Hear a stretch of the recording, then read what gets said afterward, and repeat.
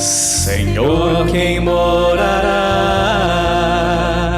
em vossa casa e no vosso monte santo habitará? É uma pergunta, né? Uma pergunta, vamos perguntar. Senhor, quem morará em vossa casa e no vosso monte santo habitará? Bonito. No final nós vamos cantar de novo. Pode continuar nosso pianista aí. Queridos filhos e filhas da igreja, o nosso Senhor hoje define alguns pseudo-religiosos de sua época com o adjetivo no plural, hipócritas. É interessante recorrer ao dicionário. Vamos ao Ruais. Segundo o dicionário, hipocrisia, fingimento, falsidade, fingir sentimentos, crenças, virtudes que na realidade não possui. Que definição boa no dicionário. Mas podemos ir mais além. Hipocrisia, vinda do latim e do grego, significava a representação no teatro dos atores que usavam máscaras. Na Grécia Antiga, querido filho e filha, hipócrita não era xingamento. Hipócrita era uma profissão. Era o ator, a atriz. Nós sabemos que o teatro nasceu e se desenvolveu na Hélade, isto é, na Grécia, não é? E naquela época, os atores, para representarem tristeza, tragédia ou comédia, eles usavam máscaras, não é? Por isso que até hoje o símbolo do teatro são duas máscaras cruzadas, a saber, a da tragédia e a da comédia, não é verdade? O hipócrita era, portanto, alguém que ocultava a realidade através de uma máscara de aparência. E com o passar do tempo, o hipócrita deixou de ser uma profissão e virou xingamento.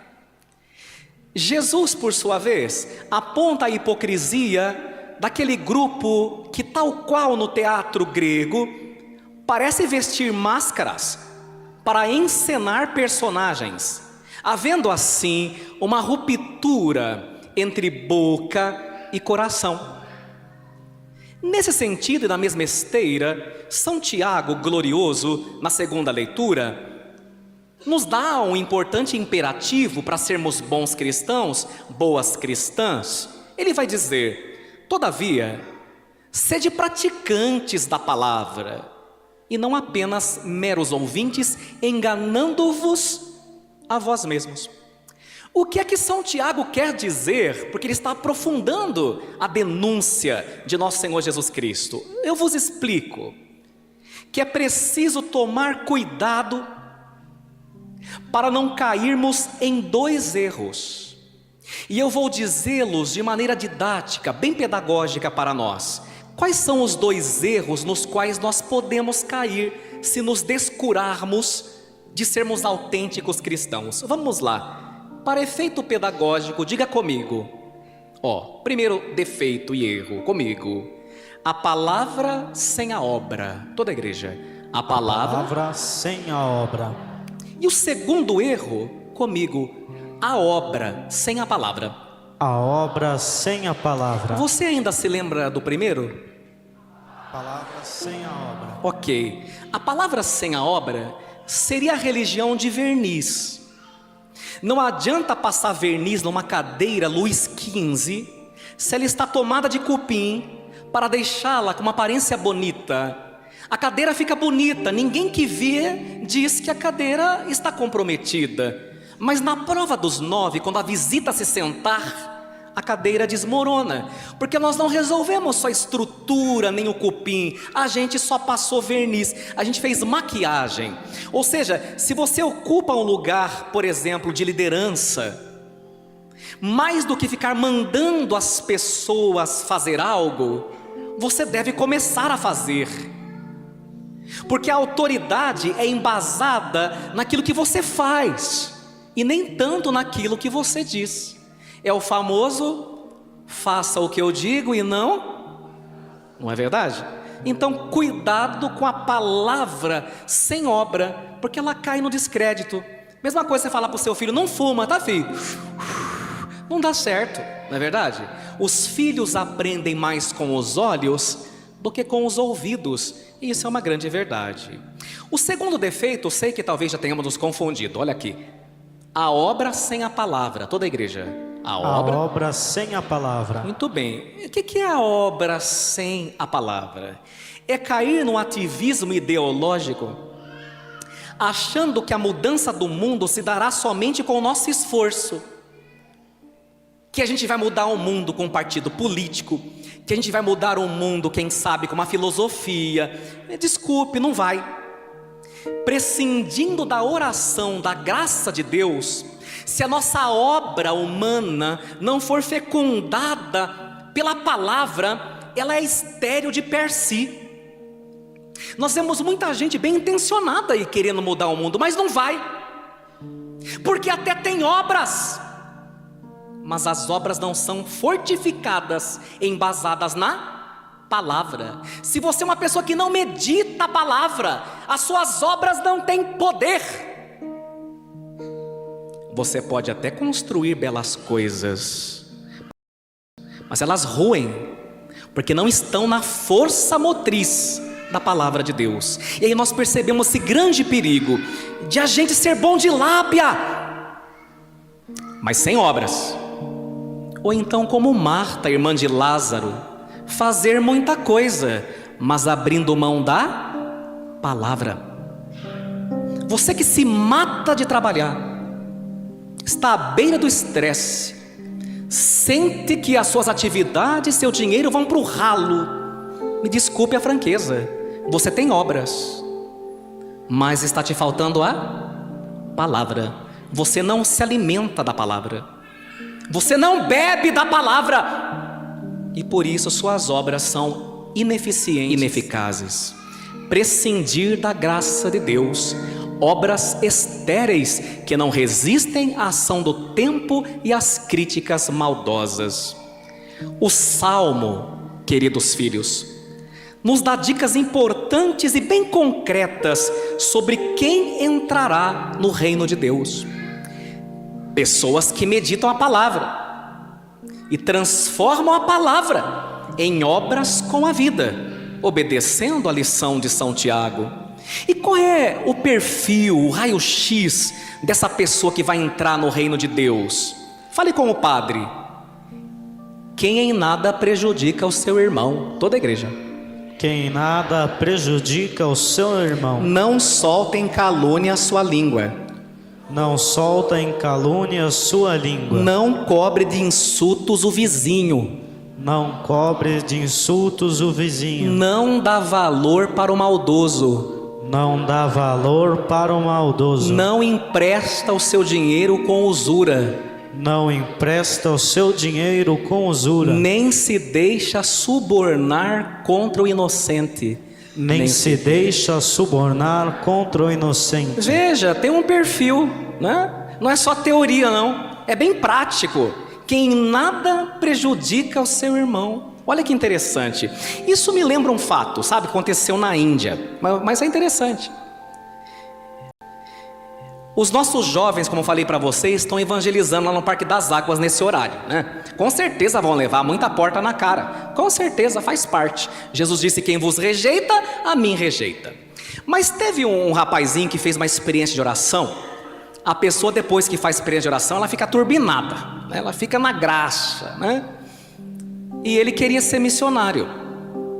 Aí o padre da paróquia dele, com a permissão do bispo, né? Vou contar o milagre sem contar o santo, mas não é aqui, lá na Índia.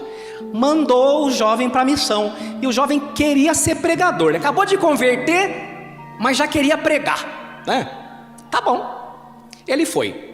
Quando chegou na primeira pregação dele, todo animado, com a Bíblia aberta no Evangelho de Marcos, capítulo 7, a pessoa que ele ia evangelizar tropicou numa pedra e ficou ali estática, sem conseguir se levantar. O jovem falou: puxa, justo o meu primeiro, minha primeira cobaia, né? Ele chegou perto da pessoa deitada, que ficou paralisada, chegou no ouvido dela e falou: posso ler para você o Evangelho de Marcos? A pessoa disse assim: chama uma ambulância, por favor, porque eu não estou conseguindo mexer meu pé. Você tem celular? Ele fechou a Bíblia e chamou a ambulância. A ambulância não chegou assim, né? Fast food, igual no Brasil, né? Mas chegou. Enquanto a ambulância não chegava, ele falou assim: enquanto a ambulância não chegar, posso ler para você o Salmo 90? O rapaz falou: estou com dor. Você pode ficar do meu lado esperando a ambulância? A ambulância chegou. Quando a ambulância chegou, ele falou assim: escuta, não tem ninguém que vá comigo, eu estou com medo, você vai? Ele falou: eu? Mas eu tenho que voltar para minha casa. Então, mas você não vai comigo? Claro, eu vou. Chegou lá, acompanhou ele, né? Conseguiu uma vaga, que não é fácil, né? Conseguiu uma vaga, o rapaz acidentado falou que não tinha ninguém naquela cidade. Aí falou assim para ele: você não fica comigo? Ele falou: mas eu tenho um monte de coisa para fazer. Daí ele falou assim: então, mas não tem ninguém que fica. Aí ele pensou: tá, eu fico, mas eu posso ler para você Lucas capítulo 10? Ele era insistente. Ele falou assim: traz um copo d'água para mim que eu estou com sede. E ficou ali. Sei que passou a noite, a noitinha fez a oração, e ele falou assim: por enquanto não quero escutar nada, eu sou ateu. Aí foi um balde de água fria. No dia seguinte estava bem melhor, os movimentos voltaram, sabe? Daí ele falou assim: você não paga para mim uma condução para me levar embora? Ele falou: bem, já estou nessa mesmo, é que vá. Fez tudo, acompanhei ele até a casa. Quando chegou na casa e foi se despedir, o nosso jovem evangelizador falou assim: tá bom, e agora? Posso ler para você um trechinho de João? O rapaz olhou para ele e falou assim: olha, eu sou ateu, nunca li a Bíblia, mas se nesse livro que você quer ler para mim estiver mandando ou ensinando a fazer pelo próximo uma das coisas que você fez por mim, eu aceito, pode ler. Isso é quando a nossa fé se traduz na vida, quando mais do que discurso, a nossa fé é prática, ela se demonstra no nosso modo de viver e de agir. Nos primeiros séculos do cristianismo, os cristãos eram duramente perseguidos. Eram os tempos de Santa Filomena, São Tarcísio, dentre outros. Mas houve um período, mais precisamente no ano 165, em que houve a peste da varíola, que dizimou a população romana, a começar pelos soldados. Embora fosse altamente contagiosa, quem cuidava daqueles soldados que agonizavam em praças públicas eram justamente os cristãos, que eles duramente perseguiam e torturavam. Os soldados não conseguiam entender como podiam ser tratados com tanto amor e o porquê daquelas pessoas arriscarem suas vidas para cuidar deles. Houve conversões em massa no século 2 e 3 do cristianismo, porque os cristãos, muito mais do que falarem de amor, eles amavam. Trata-se do primado do coração, mais do que do primado de um monte de regras e de um monte de leis, como erraram os fariseus do Evangelho. Queridos filhos, tenho dito nessa paróquia há mais de 15 anos como um refrão, e é verdade: de cada 10 homens que passarem pela sua vida, 1 lerá a Bíblia, mas 9 lerão você. Guarde isso. A turma com a qual vocês convivem não leem a Bíblia, elas leem você, então capricha. Por isso Thomas Kempis dizia: quem vive bem, calando prega. Quem vive bem, calando prega. Há hoje um tipo de católico contemporâneo que vem se confessar praticamente toda semana, e isso não é um problema. Eu vou dizer qual é o problema. São católicos que fazem tudo certinho. Por exemplo, se consagraram a Nossa Senhora pelo método de Montfort e usam cadeias. Estão corretíssimos. Quem dera que mais gente se consagre. Algumas mulheres usam véus como estou vendo aqui, e continuem a usar, e que mais mulheres usem, que é bonito demais, é lindo, e deve ser resgatado. E nunca, se dia uma mulher foi pedir para eu rezar o véu, ela falou que tem vergonha de usar. Nunca tenha vergonha de usar véu, viu? É para Deus, é para adorar a Deus. Nunca tenha vergonha de usar véu. Mas então, essa turma aí, vai ter uma turminha aí, usa véu, usa cadeia, mas parece que fizeram no sacramento da confissão uma espécie de toque, de transtorno obsessivo compulsivo religioso, uma questão de escrúpulo, pois só confessam pecados da carne, o que é bom também confessar, mas parece que a turma só peca contra a carne. Às vezes o orgulho, às vezes maus pensamentos, mas estranhamente para nós padres, estávamos em 7 padres esses dias discutindo isso. Nós padres nunca confessam que não amam a mãe, nunca confessam que não cuidam do idoso da família. É um rezador de rosário, mas não troca a fralda do vô. É brigado com a metade da família, porque é um chato de galocha. Na paróquia é um encrenqueiro que arruma confusão com todo mundo, com todas as pastorais em movimentos. Parece ter um espírito de urubu. O que é isso? Eu chamo isso de esquizofrenia espiritual, porque há um distanciamento abissal entre aquilo que ele lê e ouve e aquilo que ele vive, entre o que a boca fala e aquilo que há em seu coração. Maldade, antipatia, falta de empatia para com a dor alheia. Essa gente é louca, com roupagem de católico. Às vezes são mais católicos que o Papa, mas não amam a própria família, não amam a própria casa. E quando vem no evento de família, a turma fala: lá vem aquele chato, aquela chata. Não acredito que uma pessoa dessa encontrou Jesus Cristo, mas nem aqui nem na China. Não encontrou. A pessoa que encontrou Jesus Cristo, ela tem um magnetismo que ela atrai os outros para ela. Ela não afasta. Ela não parece que chupou limão. Não tem uns cristãos por aí, parece estar sempre chupando limão? Azedo que nosso. Será que essa turma achou Jesus mesmo? Eu acho que acharam outra coisa. Acharam a si. Acharam a própria vaidade. Acharam o próprio orgulho, a própria prepotência. Mas não acharam Jesus.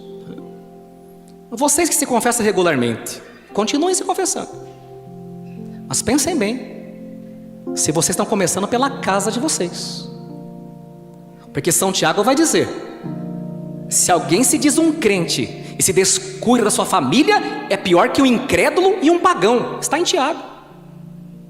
Santa Madre Teresa de Calcutá vai dizer aquela frase que eu transformei em música há 10 anos atrás. Olha o que ela disse: é fácil amar os que estão longe. É interessante, né? É fácil amar os que estão longe. Essa religião é falsa. É uma religião farisaica. É uma religião esquizofrênica que rompe com a realidade. Cuidado entre aquilo que a boca diz e o que há no coração. Tendendo para o final, deixem-me vos dizer uma coisa. Dos seres vivos da face da terra, somos os únicos que precisamos tomar banho todos os dias usando produtos de higiene, não é? Você não vai ver um urso, um cachorro, me traz um Johnson & Johnson, um sabonete Febo, né? Você não vai encontrar isso, somos nós. E se a gente não fizer essa higiene, quem vai aguentar, né? A gente começa a feder em vida, não é verdade? Todos os nossos órgãos internos se limpam sozinhos, como os rins, o fígado, a vesícula. Mas há um órgão interno que não se limpa sozinho. Esse órgão é o coração. As cardiopatias do coração que matam eternamente, as mais letais, as mais perigosas, foram enumeradas por Jesus no Evangelho de hoje. Vamos ver se a gente está sofrendo do coração. Vamos aqui fazer um diagnóstico, veja aí. Vamos ver quem está sofrendo do coração espiritual. Pega o Evangelho, versículo 21. Eu vou começar. Pois é de dentro do coração humano que saem. Vamos começar? As doenças. Vai lá, que ela está escrito aí. As más intenções, Que mais? imoralidades, Vai lá. roubos, assassinos, Adultérios. adultérios, ambições desmedidas. O que é ambição desmedida? Você acha que é pecado ter ambição? Não. Você pode ambicionar um carro novo, ambicionar falar inglês, ambicionar fazer mestrado. O que é pecado é a ambição desmedida, que é quando você deseja uma coisa que não está na tua alçada. Por exemplo, é a mesma coisa, você pega todo o seu cartão de crédito para comprar um helicóptero. Isso é uma ambição desmedida. Como é que nós vamos pagar esse negócio? A não ser que tenha um rico aqui, né? Um milionário que eu não estou sabendo. Se tiver, me ajuda a terminar o santuário, né? Então, né, nós não podemos tirar um helicóptero na fatura do cartão. Isso é uma ambição desmedida. Então você pode ambicionar algumas coisas, mas cuidado com a ambição. Tem muita família atolada em dívida aí. Casamento atolado em dívida. Por causa do quê? Ambição desmedida. Não condiz com o seu olerite, meu filho. Vamos continuar. Ambição desmedida, o que mais? Maldades, Fraude. fraudes, devassidão, Safadeza, o que mais? inveja, calúnia, orgulho e falta de juízo. E falta de juízo é que a gente mais encontra, né? Falta de juízo. Essas são as cardiopatias que podem matar a gente. Por isso São Davi rezava: criai em mim um coração que seja puro, dai-me de novo um espírito decidido. Queridos filhos e filhas da igreja, guardem o que eu vou dizer para vocês hoje. O coração a gente tem que lavar todos os dias. Lavar dos maus desejos, das más intenções, da falta de perdão, do rancor, do ódio. Pedir que o Senhor renove esse coração e, se necessário, faça um transplante de coração em nós. Vou dizer aqui uma coisa muito séria, mas que eu descobri que é verdadeira. Quem controla o coração, que está aqui, ó. Quem controla o coração, controla a genitália, isto é, a sexualidade, e controla a cabeça, tendo sanidade mental. Quem não controla o coração cede das decisões, das emoções, se perde na sexualidade, destruindo a família, a própria vocação e a vida. Por que você não controla a sua sexualidade? Você está me ouvindo? Sabe por quê? Coração. Por que você tem maus pensamentos, ansiedade? Você sente que não está tendo sanidade mental? Coração. Coração a gente tem que lavar todo dia, na presença do Altíssimo, de manhã. Lava meu coração, Senhor. Se grudou na noite anterior alguma vingança, alguma praga, alguma falta de perdão, lava, Senhor. Alguma malícia, lava, Senhor. Caso contrário, nós não controlaremos nem nossa sexualidade, nem a própria genitália, e tampouco a cabeça, porque é do coração que procede tudo. Como anda o seu coração? Está peludo? Está pesado? Está inchado? Como anda seu coração? Por que você não pede para o Senhor lavar ele hoje nessa missa? Conclusão: que o Senhor não permita que haja um distanciamento entre o que dizem nossos lábios e o que sente nosso coração. Querido filho, querida filha, não fique tão preocupado sobre comer ou não comer carne de porco, sobre comer ou não comer aquele chouriço temperado, ou de qualquer outro alimento, por medo de estar impuro, pois hoje o Senhor declarou que todos os alimentos estão puros. Só é uma pena que não possamos dizer o mesmo de todos os corações,